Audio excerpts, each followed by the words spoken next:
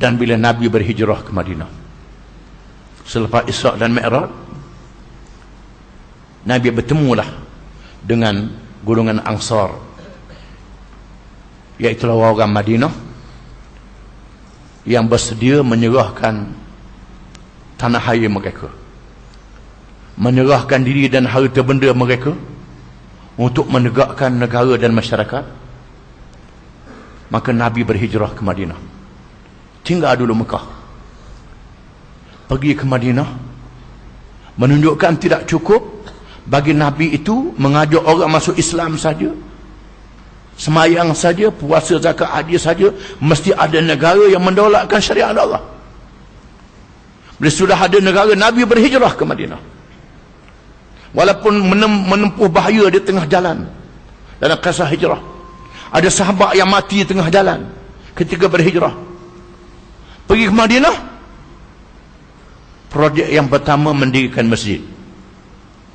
Projek yang pertama mendirikan masjid bila Nabi berhijrah.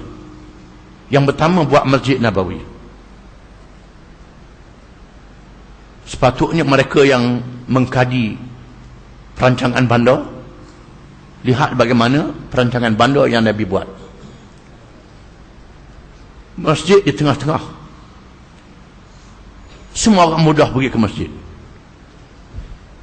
Kita hari ni kalau buat masjid, kalau perumahan, carilah tanah reju atas bukit. Siapa yang tua tak larat nak pergi, ujung masjid terus. Lepas puas-puas kita pilih untuk padang permainan, baru masjid di ujung sana jauh. Cari bukit pula nak tunjuk ke orang ni aku buat masjid.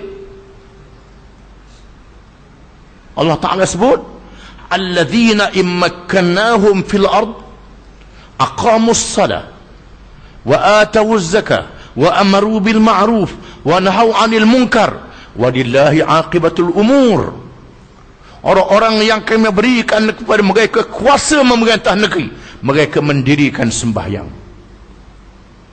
menunaikan zakat, aspek ekonomi, menyuruh kepada yang baik dan mencegah kemungkaran, memerintah dan menguasakan undang-undang syariat. Mendirikan sembahyang. Mengapa disebut mendirikan sembahyang, tak disebut mendirikan masjid? Kalau mendirikan masjid, sembahyang tak didirikan, tak mencapai tujuan. Mendirikan masjid adalah alat untuk mendirikan sembahyang. Asalnya mendirikan sembahyang, hubungan dengan Allah. Daripada masjid inilah disatukan Muhajirin dan Ansar, dipersaudarakan orang Islam. Kemudian diajak orang bukan Islam, orang bukan Islam diajak bertakluk, bersepahaman. Orang Yahudi Bani Qainuqa, Bani Nadir, Bani Quraizah yang banyak masalah, bukan tak ada masalah, diajak bersama lawan masalah itu. Orang munafik yang pura-pura masuk Islam diajak, dibenarkan datang masjid, tak halau dia.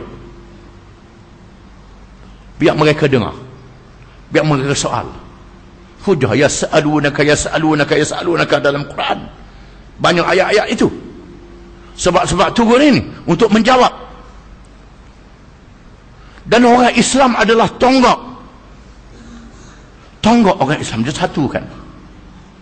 disatukan Muhajirin dan Ansar, dipersaudarakan. Masa ada Nabi, boleh selesai masalah dengan senang.